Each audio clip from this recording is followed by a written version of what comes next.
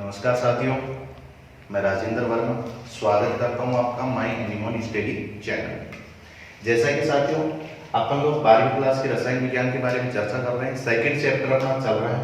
आज अपन fourth video की बात करेंगे। इससे पहले वाली वीडियो के अंदर मैंने आप लोगों को बताया था द्रव्यमान, आयतन, प्रतिशतता और उनके अंदर जो इकाइयां थी जैसे मोलरता, नॉर्मलता, फॉर्मलता। ठीक है, ये जो तीनों की तीनों इकाइयां थी ये ताप से प्रभावित होने वाली इकाइयां थी। ठीक है, जिनमें से मैंने आप लोगों को मोलरता के बारे में बताते हुए और एक एग्जांपल मैंने आप लोगों को करवा दिया। आज अपन बात करेंगे नॉर्मलता की बात करेंगे। नॉर्मलता की बात करने के लिए मैं आप लोगों को ये कहूंगा कि अगर आप लोगों को मोलरता समझ में आएगा तो नॉर्मलता भी समझ में आ रही है। अगर फिर भी अगर कुछ नए स्टूडेंट अगर इस वीडियो को देख रहे हैं तो मैं उनको एक बात ये बता देता हूं कि इसको याद करना, रटना नहीं आप लोगों को, रटना नहीं आप लोगों को, रटना बिल्कुल भी नहीं है। ओनली फॉर इकाई ध्यान में रखो और इसकी डेफिनेशन आएगी। अगर डेफिनेशन आएगी तो इसका फॉर्मूला आएगा। अगर फॉर्मूला अगर आप लोगों को आएगा तो मैं उम्मीद करूंगा कि आप लोगों को न्यूमेरिकल करना भी आ जाएगा। ठीक है, तो अपन बात करेंगे नॉर्मलता। नॉर्मलता की इकाई होती है तुल्यांक बटा लीटर। नॉर्मलता की इकाई होती है तुल्यांक बटा लीटर। नॉर्मलता की इकाई होती है तुल्यांक बटा लीटर। तो आप लोगों को एक बात ध्यान में रखनी है कि 1 लीटर विलियन में उपस्थित विलेय के ग्राम तुल्यांकों की मात्रा क्या कहलाती है? नॉर्मलता कहलाती है। क्या कहलाती है? नॉर्मलता। ठीक है, 1 लीटर विलियन में उपस्थित ग्राम तुल्यांक, बोलो कौन से तुल्यांक? ग्राम तुल्यांकों की जो संख्या होती है वही संख्या क्या कहलाती है? नॉर्मलता। मैं परिभाषा लिख देता हूं। 1 लीटर विलियन में उपस्थित 1 लीटर विलियन, सॉरी 1 लीटर विलियन में उपस्थित ग्राम तुल्यांकों की संख्या,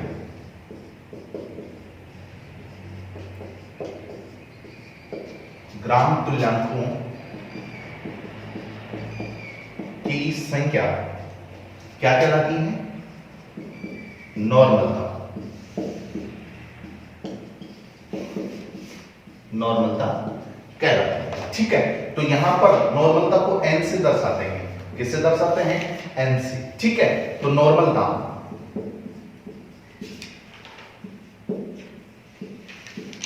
ठीक है विलेय की ग्राम तुल्यांकों की संख्या, विलेय के ग्राम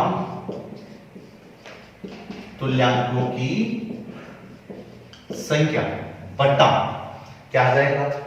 विलियन। विलेय के ग्राम तुल्यांकों की संख्या बटा क्या हो जाएगा? विलियन का आयतन।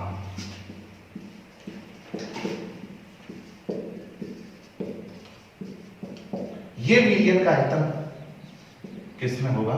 लीटर में। यहां तक की बात समझ में आ गई है? ठीक, अब आप लोगों के लिए नई कहानी आ गई कि सर ग्राम तुल्यांकों की संख्या कैसे निकालना है। ठीक है, ग्राम तुल्यांकों की संख्या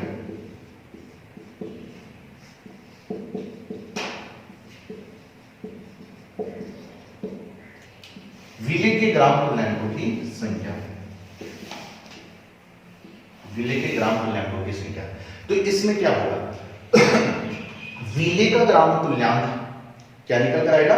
विलेय का ग्राम तुल्यांकों की जो संख्या अगर आप लोगों को निकालनी है तो विलेय का भार बटा विलेय का तुल्यांकी भार, विलेय का भार और बटा विलेय का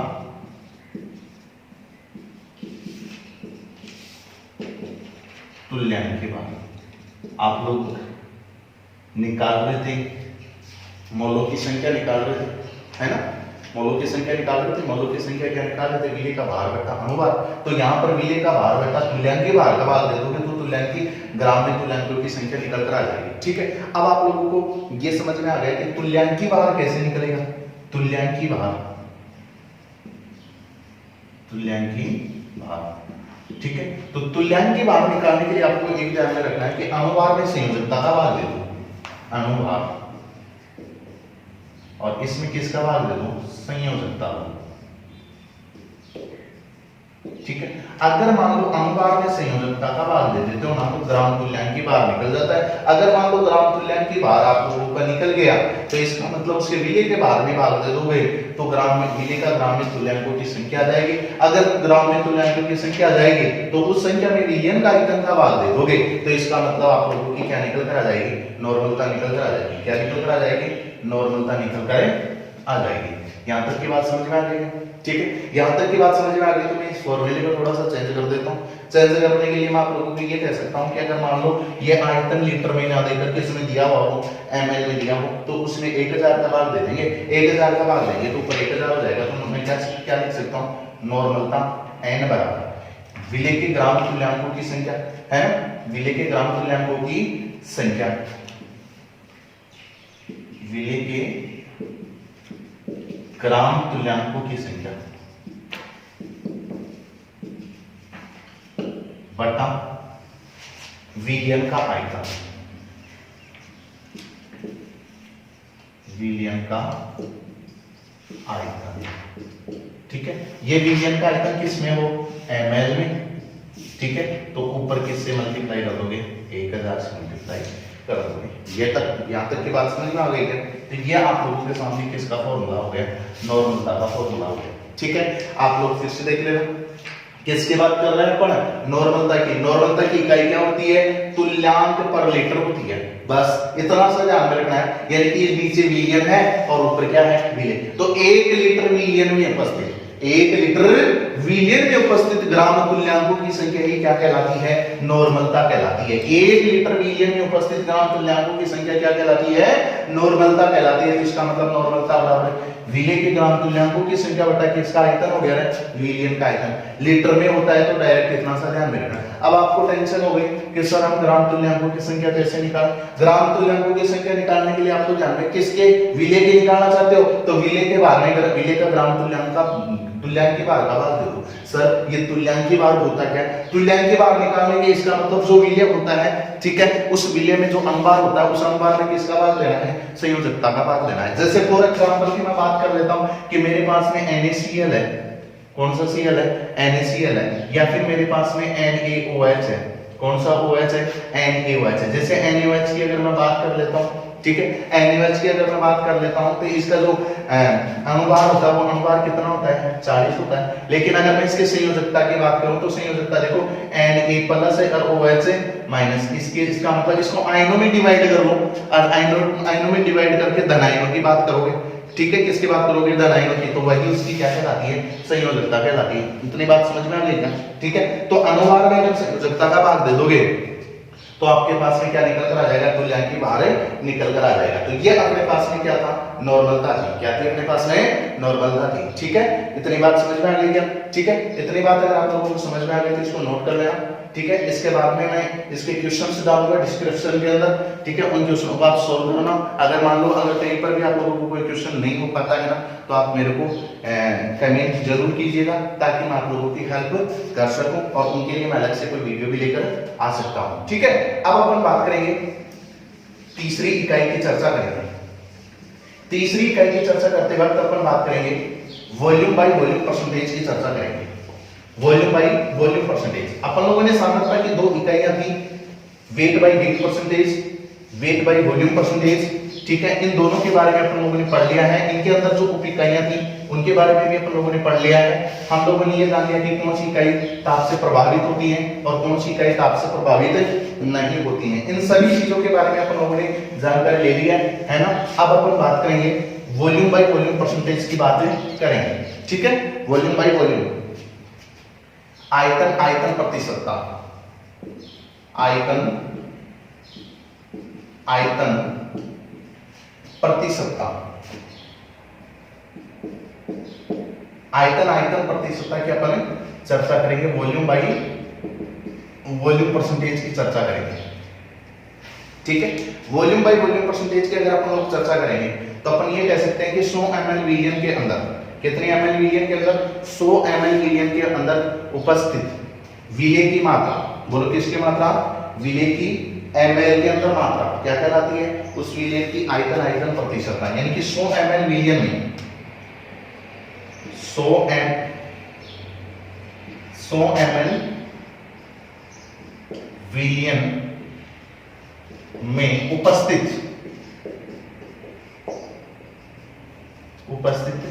विले की ml में मात्रा, उपस्थित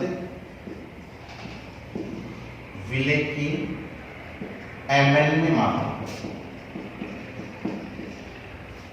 क्या कहलाती है? वॉल्यूम बाय वॉल्यूम परसेंटेज कहलाती है। मैंने आप लोगों को एक लाइन बताई थी शुरू के अंदर कि 100 ग्राम भार भागों की 100 ग्राम भार भागों में विले की मात्रा की मैं चर्चा कर रहा था। अब देखो मैंने ये कहा था कि वो 100 भाग थे, वो ml में भी हो सकता है, ग्राम में भी हो सकता है। अगर ग्राम में हो रहा है तो इसका मतलब ये हो गया कि विलियन की मात्रा ग्राम में आएगी, ठीक है। और विलियन की मात्रा ग्राम में ले लेते हैं और विले की मात्रा भी ग्राम में ले लेते हैं, तो इसका मतलब वेट बाय वेट परसेंटेज हो गया, ठीक है। अगर विले की मात्रा को ग्राम में ले रहे हैं और उस 100 भाग को ml में ले लेते हैं, तो इसका मतलब क्या हो जाता है? वेट बाय वॉल्यूम परसेंटेज हो जाता है। अगर मान लो दोनों को ही ml में ले लेते हैं तो वॉल्यूम बाय वॉल्यूम परसेंटेज हो जाता है। यहां तक की बात समझ में आ गई है, ठीक है। तो यहां तक आगे इसका फॉर्मूला लिखाते हैं, वॉल्यूम बाय वॉल्यूम परसेंटेज, ठीक है। किसकी मात्रा? विले की मात्रा, विले की मात्रा। बताओ विले की मात्रा भी किसमें होगी? ml में, बटा किसकी मात्रा होगी? विलियन की। अरे किसकी मात्रा होगी? विलियन की। तो क्या लिखेंगे? विलियन का आयतन, विलियन का आयतन। ये विलियन का आयतन भी किसमें होगा? ml में। और गुणा कितना हो जाएगा? 100 हो जाएगा। गुणा कितना हो जाएगा? 100। जैसे अपन एक क्वेश्चन देखते हैं, देखो क्वेश्चन क्या है कि 20, देखो क्वेश्चन क्या है कि 20 ml alcohol, 20 ml alcohol, question देखना, 20 ml एल्कोहल 160 ml जल में घुला है, 160 ml जल में घुला है, ठीक है। 20 ml एल्कोहल 160 ml जल में घुला है, ठीक है। तो एल्कोहल की आयतन प्रतिशतता ज्ञात कीजिए। तो एल्कोहल की आयतन प्रतिशतता ज्ञात कीजिए।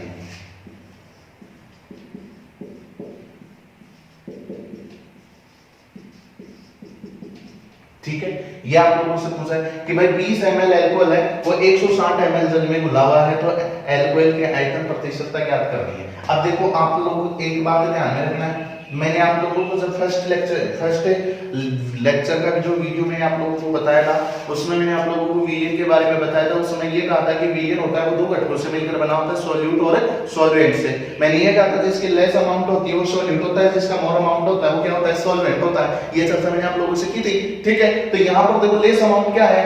20 ml है, और मोर अमाउंट क्या है? 160 ml है। तो इसका मतलब ये जल किसकी तरह काम कर रहा है? सॉल्वेंट की तरह। और एल्कोहल किसकी तरह काम कर रहा है? सॉल्यूट की तरह। अगर बताओ दोनों को मिलाऊंगा तो क्या बनेगा? सॉल्यूशन ही तो बनेगा ना।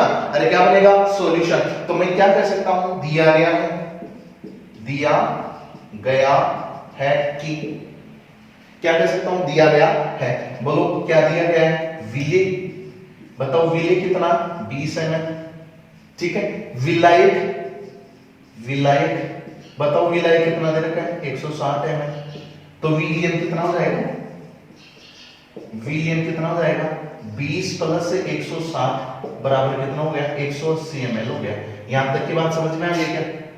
ठीक है, यहां तक की बात समझ में आ गई। तो अपने को निकालना क्या? वॉल्यूम बाय वॉल्यूम परसेंटेज, यानी कि ये वॉल्यूम बाय वॉल्यूम परसेंटेज निकालनी है। बोलो विले की मात्रा तो कितनी है? 20 है, ये लो साहब ml में चाहिए, ml में है, बटा विलियन का आयतन। अरे भाई विलियन लेना है तो विलियन तो विले और विलायक दोनों से मिलकर बना होता है ना। तो 20 प्लस 160 यानी कि कितना हो गया? 180 हो गया। बताओ इनटू कितना करना है? 100 करना है। ये लो साहब मैंने कितना कर दिया? 100। एक बिंदु से एक बिंदु चला गया, ठीक है। 2 एकम 2 और 9 दूनी 18। यहां तक की बात समझ में आ गई क्या?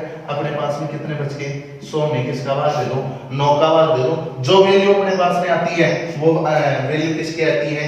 वॉल्यूम बाय वॉल्यूम परसेंटेज की निकल कर आएगी। बोलो यहां तक की बात समझ में आ गई क्या? बोलो एकदम सिंपल मेथड था कि नहीं था? है। तो एकदम सिंपल मेथड मैंने आप लोगों को बताया है कि आपको रटना नहीं है, बस शब्दों से खेलना है। इनकी परिभाषाएं शब्दों से खेलोगे, परिभाषाएं निकल कर आएगी, परिभाषा निकलेगी, फॉर्मूला निकलेगा, और फॉर्मूला निकलेगा तो इसका मतलब आप लोगों के न्यूमेरिकल सोल्व हो जाएंगे। बोलो क्या सोल्व हो जाएंगे? न्यूमेरिकल सोल्व हो जाएंगे। ठीक है, 100 में अगर मौका वालों को दोगे तो 11.11 लगभग 11.11 बार इसका जाएगा, तो ये इसका क्या हो जाएगा? आंसर हो जाएगा। ठीक है, इसी तरीके से मैं आप लोगों से बात करता हूं एक नेक्स्ट क्वेश्चन।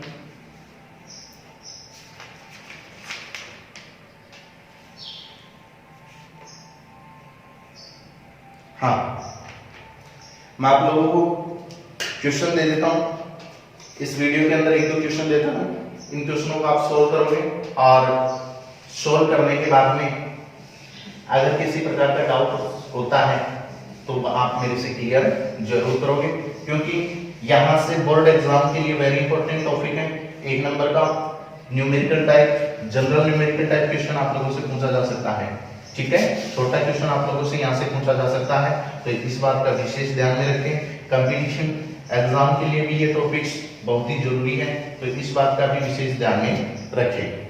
ठीक है, तो मैं आपके लिए एक क्वेश्चन लिख देता हूं कि 15%, अब देखो मैं क्वेश्चन जो लिखूंगा वो तीनों को मिलाकर लिखूंगा। मैं नॉर्मलता का क्वेश्चन दे सकता हूं, मोललता का क्वेश्चन दे सकता हूं,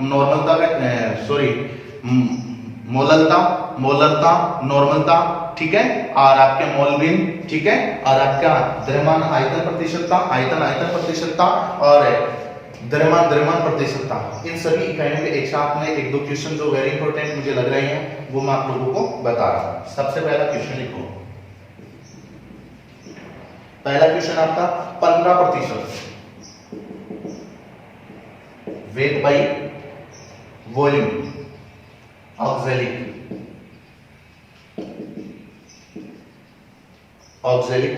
अमल, वेट बाई ऑक्जेलिक अमल।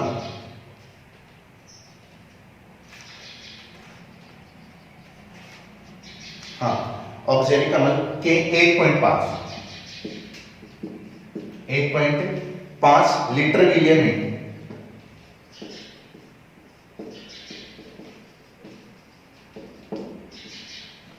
विलियन में ऑक्जेलिक अमल की मात्रा की गणना करो। विलियन में ऑक्जेलिक अमल की मात्रा की गणना करो।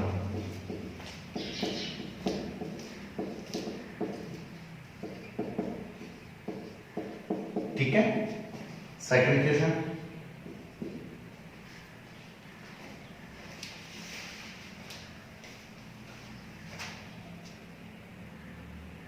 हाँ, ऑक्जेलिक अम्ल का मैं आप लोगों को फॉर्मूला बता दूं, H2C2O4, 2H2। ठीक है, इसके बाद में आपको ध्यान में रखना है उस विलियन की मोलरता की गणना करो। उस विलियन की मोलरता की गणना करो। उस विलियन की मोलरता की गणना करो जिसमें 5 ग्राम NaOH,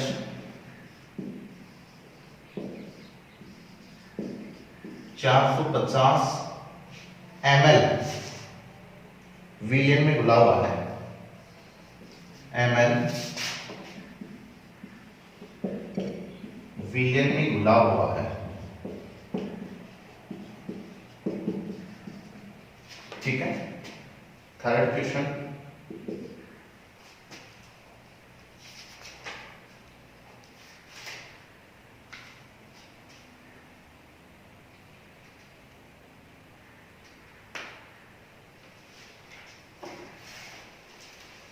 मैथिल एल्कोहल के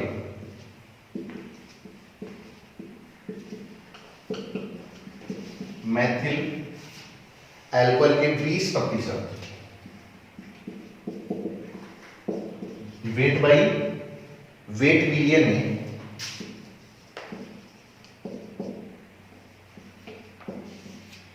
हीलियम में मेथिल अल्कोहल का मोलेंस कितना होगा, में मेथिल अल्कोहल का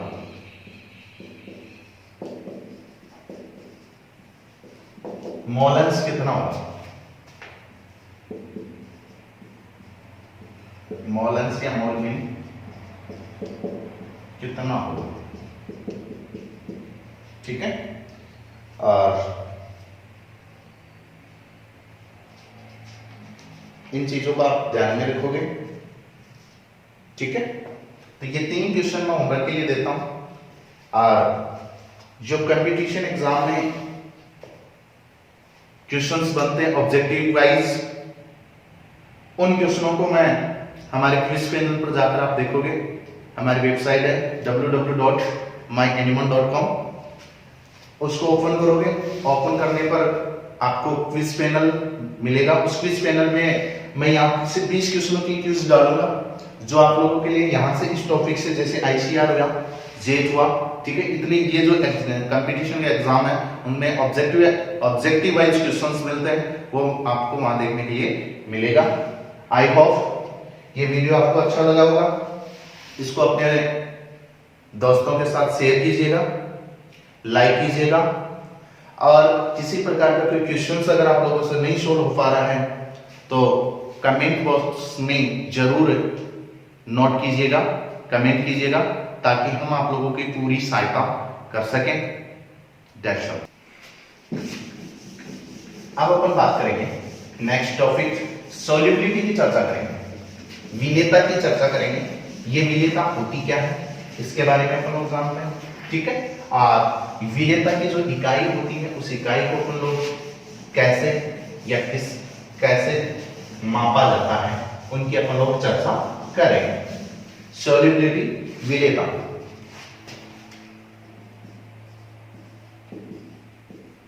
विलेयता, ठीक है। देखो प्यारे बच्चों, विलेयता होती क्या है। सबसे पहले तो अपन चर्चा ये करते हैं कि विलेयता होती क्या है। विलेयता अपन कहते किसे कि एक निश्चित ताप पर, एक नियत ताप पर विलयन के अंदर विलेय की जितनी भी मात्रा घुली हुई होती है, एक निश्चित ताप पर या एक निश्चित ताप पर, विलेय में बात कर सकता हूं या विलायक में घुली हुई जो निश्चित मात्रा होती है विलेय की, उसी को अपन लोग किसके नाम से जानते हैं, सॉल्युबिलिटी कहते हैं, विलेयता कहते हैं। बात समझ में आ गई? एक बार फिर से सुन लेना। एक नियत ताप पर विलायक में उपस्थित विलेय की निश्चित मात्रा, विलायक में उपस्थित विलेय की जो निश्चित मात्रा होती है या अधिकतम मात्रा होती है, उसे भी विलेय की क्या कहते हैं, विलेयता कहते हैं। अगर मान लो एक नियत ताप पर विलायक में, नियत ताप पर विलायक में घुली हुई विलेय की अधिकतम मात्रा, विलायक में घुली हुई विलेय की अधिकतम मात्रा, विलेय की अधिकतम मात्रा क्या कहलाती है, विलेयता। ये जो मात्रा घुलती है, घुलने के बाद जो सॉल्यूशन बनता है ना, वो सैचुरेटेड सॉल्यूशन बनता है, यानी कि संतृप्त विलयन बनता है। कौन सा विलयन बनता है, संतृप्त विलयन बनता है। बात समझ में आ गई ना? कौन सा विलयन बनता है, संतृप्त विलयन बनता है। और जो विलेयता होती है, उस विलेयता की जो इकाई होती है, विलेयता की क्या होती है, इकाई, और उस इकाई को अपन बोलते हैं मोल लीटर इनवर्स। बात समझ में आ गई?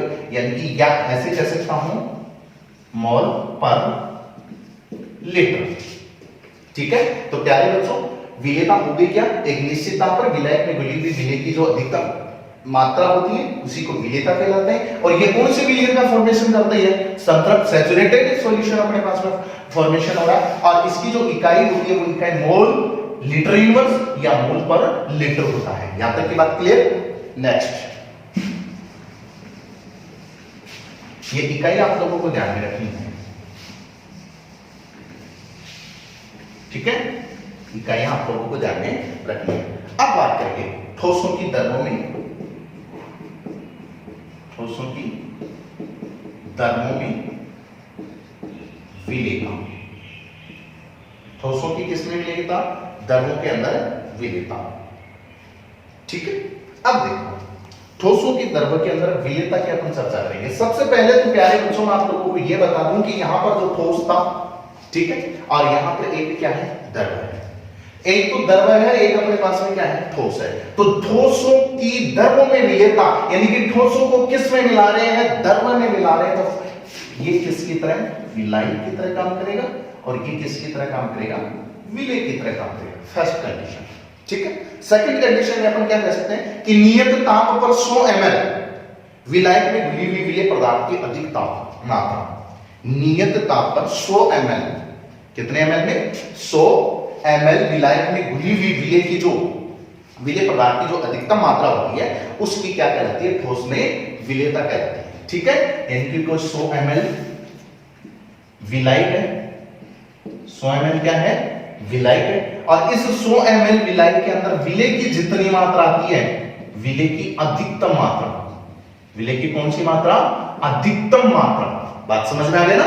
100 ml विलायक में विलेय की जो अधिकतम मात्रा घुली होती है उसे क्या बोलते हैं, ठोसों की द्रव्य में विलेयता बोलते हैं। बात समझ में आ गई, गॉट इट।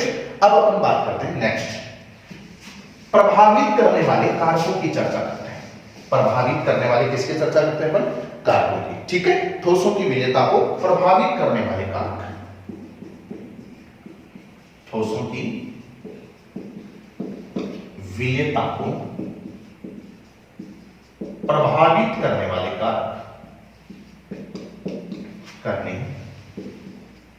वाले कारक, ठीक है बच्चों।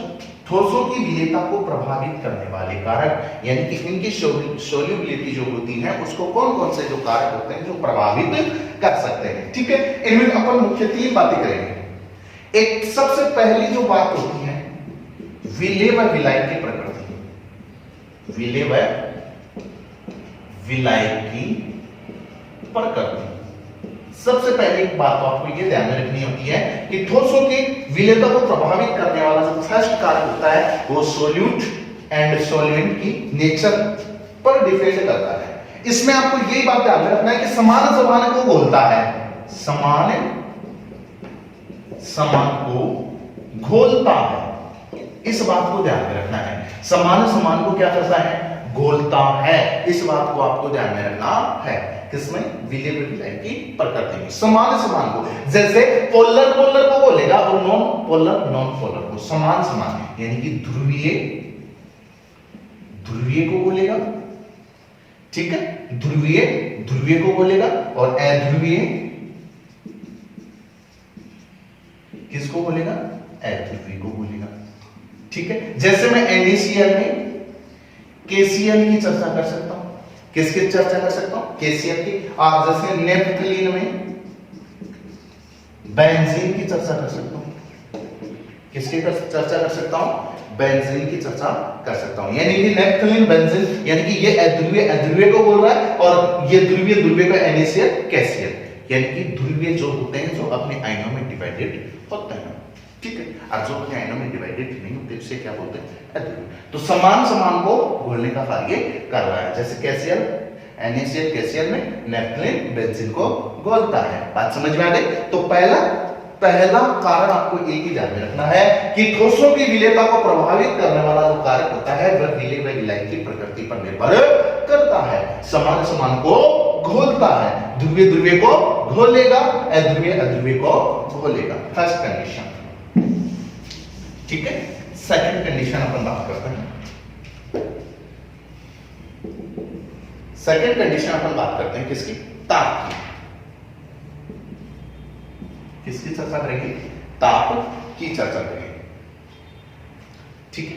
देखो ठोसों की द्रव्य में विलेयता, अगर मान लो अपन ताप बढ़ाएंगे, क्या बढ़ाएंगे, ताप बढ़ाएंगे, ठोसों की द्रव्य में विलेयता का मान बढ़ेगा। ताप बढ़ाने पर ठोसों में द्रव्यों की विलेयता, ठोसों की द्रव्य में विलेयता का मान क्या होगा, बढ़ेगा, ठीक है। तो विलेयता बढ़ती है, विलेयता बढ़ती है। तीसरे दाब, किसको ध्यान में रखना है, दाब को ध्यान में रखता है, ठीक है। दाब में क्या होती है, अप्रभावित होती है, क्या होती है, अप्रभावित होती है। ठीक है, ये तीन बिंदु आप लोगों को ध्यान में रखनी है ठोसों की विलेयता को प्रभावित करने वाले कारक। ठीक है, पहला विलय की प्रकृति, समान समान को बोलता है, असमान को बोलता है। ताप क्या होगा, ताप बढ़ाओगे तो ठोसों की द्रव्यों में विलेयता का मान बढ़ेगा और दाब बढ़ाओगे तो कोई फर्क नहीं पड़ेगा। यहां तक की बात समझ में आ गई। अब नेक्स्ट अपन बात करते हैं गैसों की द्रव्यों में विलेयता। गैसों की द्रव्यों के अंदर विलेयता,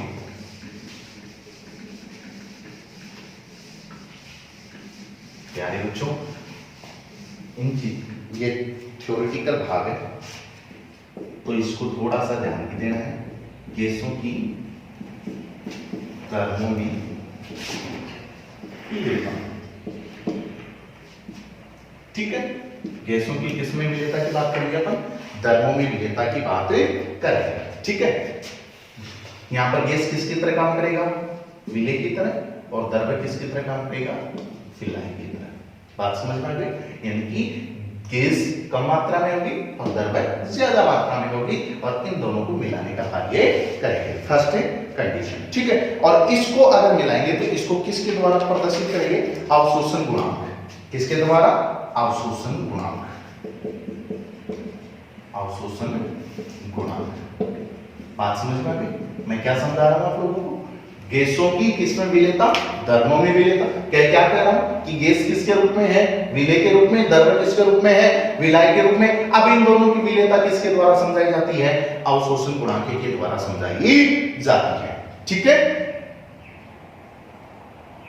अब देखो अवशोषण गुणांक होता क्या है, यानी कि किसी निश्चित ताप एवं एक वायुमंडलीय दाब पर, किसी निश्चित ताप एवं एक वायुमंडलीय दाब पर विलायक के इकाई आयतन में घुली हुई गैस का किसी निश्चित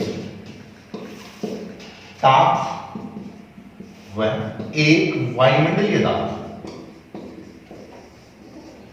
एक वायुमंडलीय दाब, ठीक है, वायुमंडलीय दाब पर विलायक के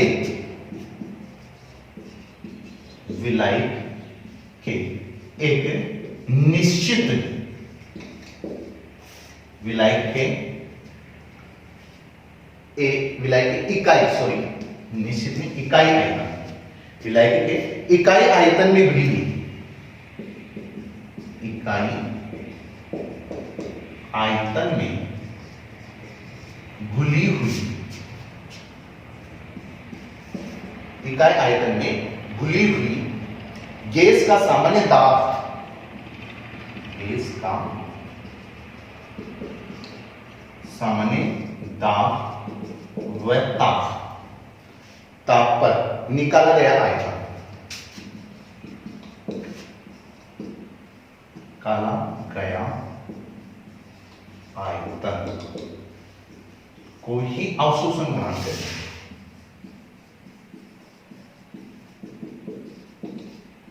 अवशोषण गुणांक कहते हैं।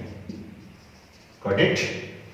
मैंने क्या बोला आप लोगों को कि गैसों की द्रव्यों में विलेयता, गैस विलेय के रूप में, द्रव्य विलायक के रूप में, और इनको किसके माध्यम से अपन समझेंगे, अवशोषण गुणांक के माध्यम से अपन समझेंगे। यानी कि किसी निश्चित ताप पर एक वायुमंडलीय ताप पर विलायक के इकाई आयतन में घुली हुई गैस का सामान्य दाब और ताप पर जो निकाला जाता है, आयतन निकाला जाता है, उसी को अपन लोग क्या कहते हैं, अवशोषण गुणांक कहते हैं। ठीक है, अब वही अपन बात करेंगे, वह क्या बात करेंगे कि गैसों की द्रव्यों में विलेयता को प्रभावित करने वाले कारक, कौन कौन से कारक प्रभावित करते हैं, प्रभावित करने वाले कारक क्या कह सकते हैं, विलेयता को प्रभावित करने वाले,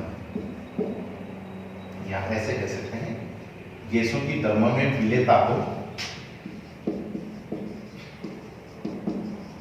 प्रभावित करने वाले कारक।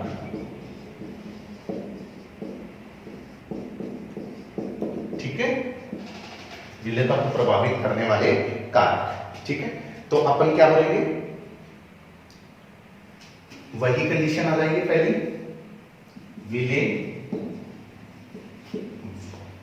व विलायक की प्रकृति, यानी कि क्या कह सकता हूं, समान समान को बोलता है, समान समान को बोलता है। पहली कंडीशन आपको यही ध्यान में रखनी है, ठीक है। लेकिन एक बात ध्यान में रखना है, क्या बात ध्यान में रखना है, नोट, यदि गैस विलेय व द्रव्य विलायक, गैस विलेय व द्रव्य विलायक, यदि गैस विलेय व द्रव्य विलायक के साथ यौगिक का निर्माण होती है, गैस तो विलेय रहेगा और द्रव्य विलायक के साथ किसका निर्माण होता है, यौगिक का निर्माण होता है।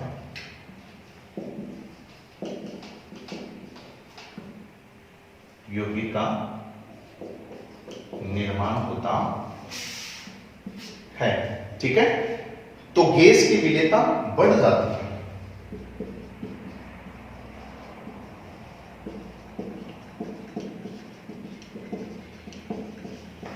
प्यारे बच्चों, ये समझा रही है लाइन कि ये मान लो कि गैस तो विलेय है ना, और द्रव्य क्या है, विलायक है। अगर ये दोनों मिलकर किसका निर्माण करेंगे, यौगिक का निर्माण करेंगे, तो उसमें गैस की विलेयता क्या हो जाती है, बढ़ जाती है। जैसे NH3 में किसकी बात कर लेंगे अपन, H2 की, ठीक है। तो ये तो क्या होगी, गैस, और ये क्या हो गया, द्रव्य, और ये क्या बनाता है, NH4OH, अमोनियम हाइड्रोक्साइड, ठीक है।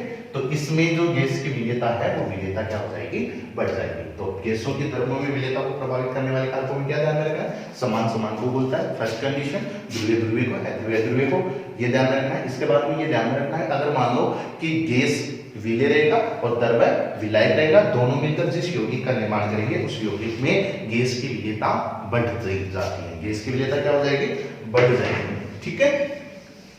सेकंड अपन बात करेंगे,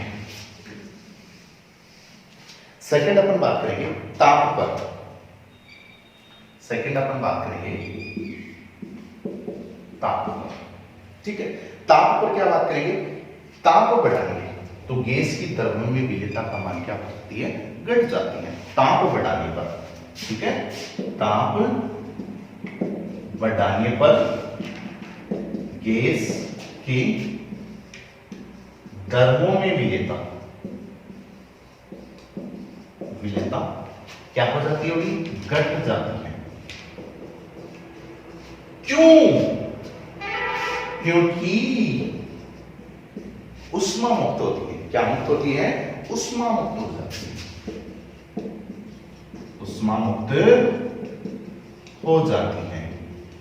बात समझ में आ गई ना भाई। आप लोगों से ये पूछे, बताओ गैसों की द्रव्य विलेयता ताप को बढ़ाने पर घटती है, क्यों, तो आप लोग क्या कहोगे कि भाई ताप को बढ़ाओगे तो घटेगी, कारण क्या होता है, क्योंकि उष्मा मुक्त हो रही है, ठीक है। थर्ड आप लोगों को ध्यान में रखना है दाब के बारे में, किसके बारे में ध्यान में रखना है, दाब के बारे में, ठीक है। तो द्रव्यों के अंदर अगर मान लो गैस में द्रव्य मिलाओगे तो दाब बढ़ाओगे तो विलेयता बढ़ती है, विलेयता क्या होती है, बढ़ती है।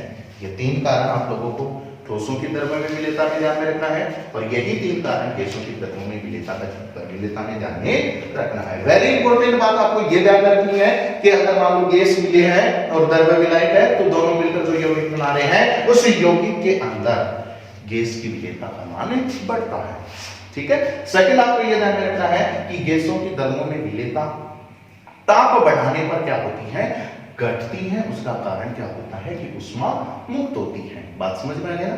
दाब बढ़ाओगे तो विलेयता क्या होती है, बढ़ती है, ठीक है। तो मैं समझ, आई होप ये आपको समझ में आया होगा। मैं बीच में आप लोगों से चर्चा कर रहा था, वो क्वेश्चंस मैंने आप लोगों को बताए थे, ठीक है। क्वेश्चंस में मैंने आप लोगों को ये कहा था कि ये क्वेश्चंस आप सोल्व करना। इससे रिलेटेड और भी जो क्वेश्चंस बनते हैं ऑब्जेक्टिव वाइज, जो हमारी वेबसाइट को आप विजिट करें, और विजिट करने के बाद में क्विज पैनल पर क्लिक करेंगे तो आपको वहां पर क्विज मिलेगी। मैं आप लोगों को अपनी वेबसाइट के बारे में आप लोगों को बता देता हूं, www.myanimon.com, ठीक है। फिर से देख लेना, MYANEMONE www.myimmune.com पर आप विजिट कीजिएगा, जिसमें आप लोगों को क्विज पैनल आप लोगों को मिलेगी, ठीक है। और फिर भी किसी प्रकार कोई भी क्वेश्चन में आप लोग डाउट होता है आप लोगों को तो कमेंट जरूर कीजिएगा। अगर हमारा वीडियो आप लोगों को अच्छा लगता है तो आप अपने दोस्तों को शेयर कीजिएगा, ठीक है, लाइक कीजिएगा, ठीक है, और कमेंट कीजिएगा। That's all.